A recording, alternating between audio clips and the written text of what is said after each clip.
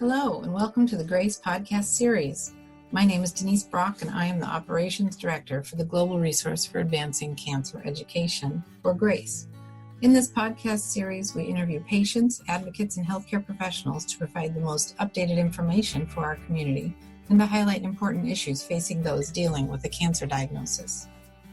We hope you find this information valuable. For questions or comments, please visit us at cancergrace.org.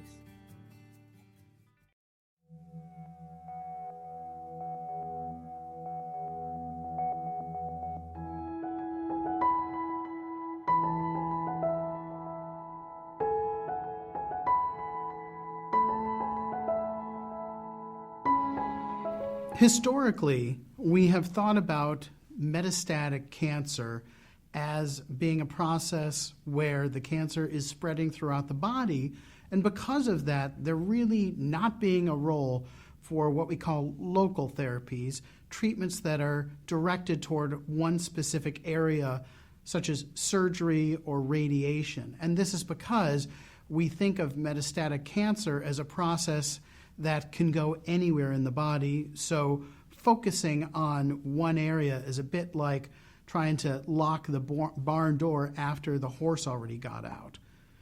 The issue is that is a relatively simplistic view of the field that is really more relevant to be treated in a nuanced way. Specifically, metastatic disease is not the same as the question of being a little bit pregnant. There is the possibility of having very limited metastatic disease in just one or a few sites, and that may behave differently than a cancer that is spreading to multiple areas.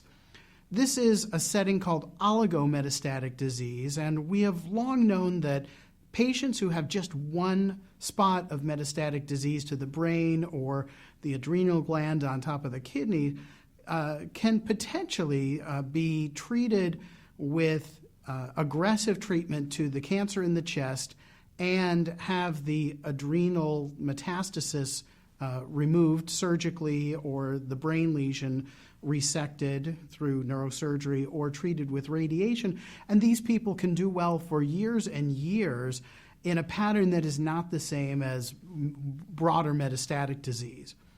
That's not most patients, but what we are seeing increasingly is that as we have more effective whole body or systemic treatments, not just chemotherapy, but now increasingly targeted therapies against mutations like EGFR and ALK, etc. And we also now have immune therapies that can have very dramatic effects. We're seeing patients who will have very good results after the first few months of treatments and may have had a few areas of disease early on and have very limited disease left over after they start these effective systemic therapies. So we might think of this as oligo, meaning few, oligo-persistent or oligo-residual disease, or induced oligometastatic disease. So this essentially means that patients have very little disease visible after the first few months of their effective systemic first-line treatment. We don't have a standard approach of giving radiation or surgery to these patients, but there have been a couple of studies that have shown very encouraging results when giving radiation or surgery or even chemo and radiation at the same time to all of the areas of residual disease after first-line treatment to these selected patients. And this treatment, when given to patients who just have up to 3 or occasionally up to 5 sites of disease, but typically just 1 or 2 areas of metastatic spread and maybe the remains of their initial tumor in the lung, when these patients are treated aggressively with radiation and or surgery on top of the whole body systemic therapy that they've gotten, we can see a long time interval before the cancer progresses and even a suggestion that these patients may live longer. There are a few cautionary points here. One is that this is still not most patients. We have more patients who have very limited disease after they've received and benefited from first-line whole body therapy, whether that's chemo, targeted therapy, immunotherapy, or some combination. But there are not a lot of patients in these studies, and that's because there are probably not a lot of patients who are good candidates for this. Another caution is that nearly all of the patients who seem to benefit from this have just a very limited amount of disease, maybe the original tumor and nothing else, or 1 or 2 sites of disease elsewhere that are getting treated with radiation or chemo or some radiation or surgery or some combination. It is not as likely that this approach of adding local therapy to systemic therapy is beneficial for patients who have 3 or 5 or more sites of disease.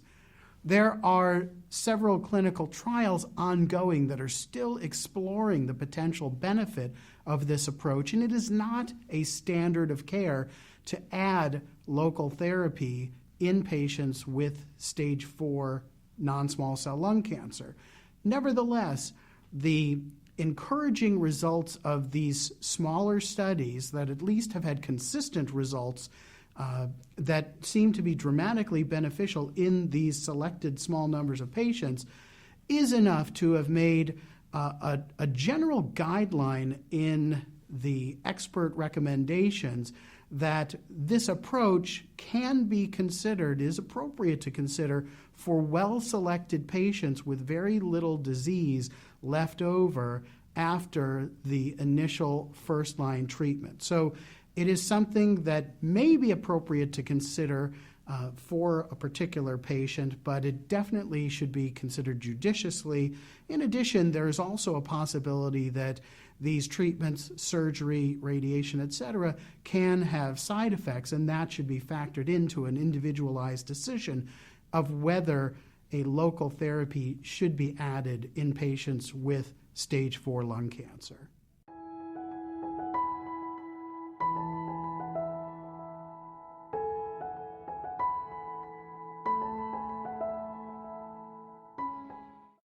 Thank you again for joining us. This podcast was made possible by the generosity of sponsorship from our friends at Lilly, Novartis, Takeda, AstraZeneca, and Exelixis. Please like and follow us on Facebook and Twitter. Send us feedback, share your story, donate and visit us for more information at cancergrace.org. Thank you for listening.